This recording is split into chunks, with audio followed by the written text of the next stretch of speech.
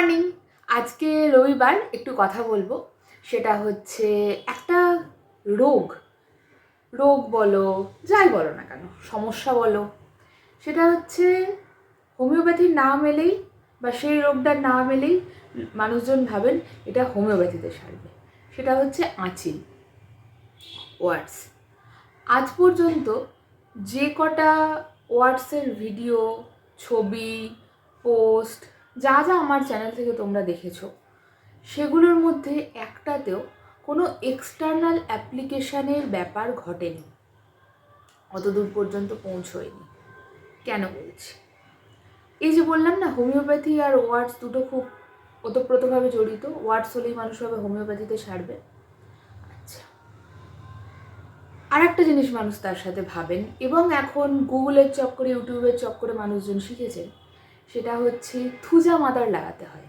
এই প্রথম আমি কোনো ওষুধের নাম বললাম এই চ্যানেলে, সেটা হচ্ছে থুজা মাদার লাগাতে হয়। এবার নিজের বুদ্ধিতে এবং ইউটিউবের সহযোগিতায়, আপনারা আমাকেও ইউটিউবে দেখেন, ফেসবুকে দেখেন, কিন্তু আমি কোন জ্ঞানটা কতদূর আমি জেনারেলাইজ করব এবং যিনি শুনছেন তিনি কতটা নিজের মধ্যে নেবেন, সেগুলো আমার মনে হয় খুব ইন্ডিভিজুয়ালাইজেশনের একটা ব্যাপার। আচ্ছা, তো মানুষজন নিজের বুদ্ধি খাটিয়ে এবং ইউটিউব, গুগলের সহযোগিতায় থুজা মাদার নিজেরাই লাগাতে শুরু করেন। এবার আমি একটু গুলিয়ে দিই। আচ্ছা, 197 নম্বর অ্যাফোরিজমে ডক্টর হ্যানিম্যান বলে গেছেন যে শুধু লাগালে হয় না, সাথে খেতে হয়। এবার আপনি থুজা মাদার খেতে শুরু করবেন? খান না, একটু খান, একটু একটু উল্টোপাল্টা ঘটুক, একটু একটা কমপ্লিকেটেড ব্যাপার ঘটুক, তবে তো নিজে নিজে এইসব কাজগুলো করা বন্ধ করবেন। আজ পর্যন্ত যে কটা কেস আমাদের চ্যানেলে স্ক্রিনে দেখানো হয়েছে, একটাতেও আমরা কোনো মলম সেই এইগুলো দিইনি। আজ পর্যন্ত আমি স্যারকে দেখলাম না কোনো রকম এক্সটার্নাল অ্যাপ্লিকেশান ওইভাবে অ্যাপ্লাই করতে। আর একটা কথা, সেটা হচ্ছে আপনারা ধৈর্য হারিয়ে ফেলেন। আমি একটা ছবি দিয়ে দেব, যে উনি মানে এটা রিসেন্ট কেস, তো উনি ওনার বাবার ট্রিটমেন্ট করান। তো ওনার বাবার কিন্তু পিঠে একটা আঁচিল ছিল, কিন্তু অন্য সমস্যা, প্রস্টেটোমেগালিয়া নয়। যারা হোমিওপ্যাথি জগতের লোকজন, আমার জুনিয়ররা যারা দেখছো, তারা বুঝতে পারবে যে প্রস্টেটোমেগালি আর আঁচিল কীভাবে রিলেটেড। তো উনি আমাকে কদিন আগে মেসেজ করে জানালেন যে বাবার আঁচিলটা না ম্যাডাম পড়ে গেছে। হ্যাঁ, দিয়ে ছবি পাঠালেন, আমি অ্যাটাচ করে দেবো। তো ওই আঁচিলটা পড়ার সাথে এই প্রস্টেটোমেগালির গভীর সম্পর্ক, অ্যান্ড একটা মানুষের ওষুধ দেওয়া হয়েছে, এখানে কিন্তু থুজা দেওয়া হয়নি, ঠিক আছে? আচ্ছা, বা থুজা মাদারও লাগানো হয়নি। খাওয়ানো তো ছাড়ো, আমরা কল্পনা করতে পারি না ওইভাবে। যাই হোক, এবার জিনিসটা শুধুমাত্র লাগালেই হয় না, সেটা খেতে হয়। আর সেটার যদি তোমার সিমটম না থাকে, তাহলে সেটা খেয়ে তুমি নিজের মধ্যে একটা কমপ্লিকেটেড ডিজিজ তৈরি করা ছাড়া আর কিছুই করছো না। This is the ground reality. বোঝা গেল? হ্যাঁ, যেটা ধৈর্য হারানোর কথাটা বলছিলাম, সেটা হচ্ছে এই সব ক্ষেত্রে বেশিরভাগ সময়ই, আমি জেনারেলাইজড ফর্মে বলছি না, যেটা অর্গাননে লেখা আছে সেই অনুযায়ী বলছি, বেশিরভাগ ক্ষেত্রেই যেটা হয় সেটা হচ্ছে কম ডাইলুশনে, মানে লোয়ার লেভেলে, লো পোটেন্সিতে এই লেভেলের কাজটা হয় না।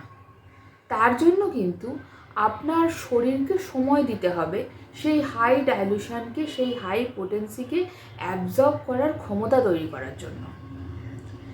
আপনাকে প্রথম দিনই 10M বা CM, MM, এই যে পোটেন্সিগুলো, এগুলো খাইয়ে দেওয়া হয় না ন্যাচারালি। কারণ এতে আপনার শরীর দেখুন, আপনারা যদি 10 জন আমার সাথে কথা বলেন, 10 জনের শরীরের কন্ডিশন 10 রকম। আপনার সাসেপ্টিবিলিটি কতটা আছে, কীরকম আছে, সেই অনুযায়ী আপনার পোটেন্সি নির্ধারণ হবে। আপনার যদি শরীর 10M নেবার ক্ষমতাযুক্ত না হয়, আপনার যদি সেই সাসেপ্টিবিলিটি না থাকে, কিন্তু 10M ছাড়া, ওই পোটেন্সি ছাড়া আপনার ওয়ার্ডস পড়বে না। আপনাকে নিশ্চয়ই প্রথম দিন স্যার 10M দিয়ে দেবেন না, কারণ তাহলে তাড়াহুড়ো করতে গিয়ে যে হিতে বিপরীতটা হবে, সেটাতে আপনি হোমিওপ্যাথি কেন সারা জীবন যে কোনো ওষুধ খেতে ভয় পাবেন।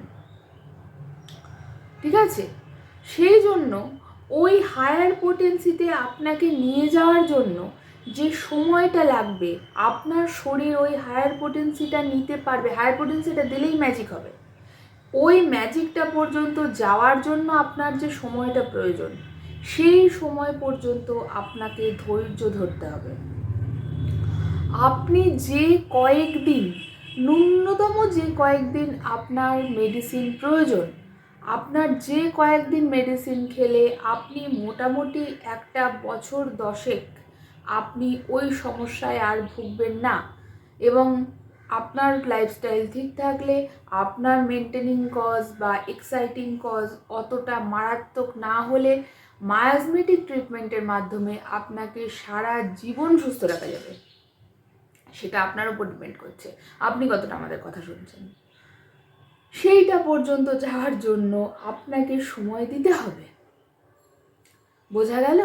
আমার একটা আঁচিল হয়েছে, আমি আগে একজন ডাক্তারবাবুকে দেখিয়েছিলাম, আমি আগে অ্যালোপ্যাথি ট্রিটমেন্ট নিয়েছিলাম এই আঁচিলের জন্যই। আমার তখন 15 বছর বয়স ছিল। সেইটা আমার এক্সটার্নাল অ্যাপ্লিকেশানে 2 দিনে আঁচিলটা পড়ে গেছিলো। এখন আমার 40 বছর বয়স, এখন আবার আমার সারা শরীরে আঁচিল হচ্ছে। আপনি আমাকে এমন ওষুধ দিন যাতে 2 দিনে আঁচিল পড়ে যাবে, প্লাস আমার সারা জীবন আর এই ধরনের সমস্যা আসবে না, প্লাস আমার ঠান্ডা লাগার ধাত, আমার পেটের সমস্যা, আমার আর্থারাইটিসের সমস্যা, আমার পায়ে ব্যথা, আমার এই সেই, আমার 14 গোষ্ঠীর সমস্যা আসবে না। এই এক্সপেকটেশান নিয়ে যদি কেউ আমাদের সাথে যোগাযোগ করার কথা প্ল্যান ভাবছেন, এই 2 দিনের এই সমস্ত একদম নির্মূল করে দেবে, তাহলে ভাই এটা ঠিক জায়গা নয়। ঠিক আছে, সুস্থ হতে গেলে একটা সময় লাগে, আর আপনার রোগ যত পুরনো আপনার সুস্থ হবার জন্য প্রয়োজন সময়ও তত বেশি। এটাও একটা অ্যাফোরিজমে আছে, সবই লেখা আছে বুঝলে। আমরা আর কত দূর কি পড়তে পারি? আমরা তো তোমাদের এই উটকো জিনিস বোঝাতে বোঝাতে এই জীবনের অর্ধেকটা সময় কাটিয়ে ফেললাম, তাও ম্যাক্সিমাম লোক বুঝতে পারলো না। কেন যে বানাই ভগবান জানে। একজন শুনলেও আমার মনে হয় কিছু তো হলো, একজনও যদি ব্যাপারটা বুঝতে পারেন, একজনও যদি ভুল ভাল কাজকর্ম থেকে একটু বিরত থাকেন, এই আর কি। ওনার যার প্রস্টোমেগালির কেসটা বললাম, ওনার সেই সমস্যা তো কমে এসছে, তার সাথে আঁচিলটাও পড়ে গেছে। This is great. আর এক্সটার্নাল অ্যাপ্লিকেশন তো বাদই দাও, এনার যে পোটেন্সি, এনার কিন্তু ওই হাই পোটেন্সি পর্যন্ত যেতেও হয়নি। সেটাই ইন্ডিভিজুয়ালাইজেশন। আপনার সাসেপ্টিবিলিটি কতটা, আপনার বয়স 60 কি আপনার বয়স 20, এই অনুযায়ী তো ডিফার করবে। আপনার ঘন ঘন রোগে পড়ার প্রবণতা আছে নাকি আপনি স্ট্রং, সেই অনুযায়ী, বা আপনি একজন ইন্টেলেকচুয়াল মানুষ, আপনি একজন কোম্পানির সিইও, নাকি আপনি আমার মতো লোক, এই দুটোর মধ্যে পার্থক্য আছে তো। এইগুলো অনুযায়ী সাসেপ্টিবিলিটি ভ্যারি করে। বোঝা গেল? অনেক কিছু বোঝার ব্যাপার আছে। ইউটিউবে দেখে নিলাম, গুগলে দেখে নিলাম, একটু আজকাল তো আবার মানুষজন বলে আমি রিসার্চ করব। ওরে বাবারে, দুটো গুগলে সার্চ করাটাকে রিসার্চ বলে না বাবা। রিসার্চ করতে পারার জন্যই অনেক ক্ষমতা থাকতে হয়, মানে রিসার্চ করতে পারবো এই পরীক্ষাটা পাশ করারই যে কি ঝামেলা, সেটা আমি আমার বাড়িতে দেখেছি। আমার বাড়ির লোকজন আছেন এই লাইনে। So all the best.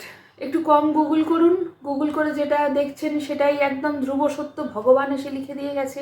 আর যেগুলো ডাক্তারবাবু বলছেন সেগুলো সব ভুলভাল, উনি এমনি ডিগ্রি পেয়ে গেছেন, এই ধারণাগুলো বন্ধ করে নিজের শরীরকে ভালোবাসুন, নিজের শরীরের জন্য যেটা প্রপার সেটা করুন। ঠিক আছে, ভালো থাকবেন। বাই।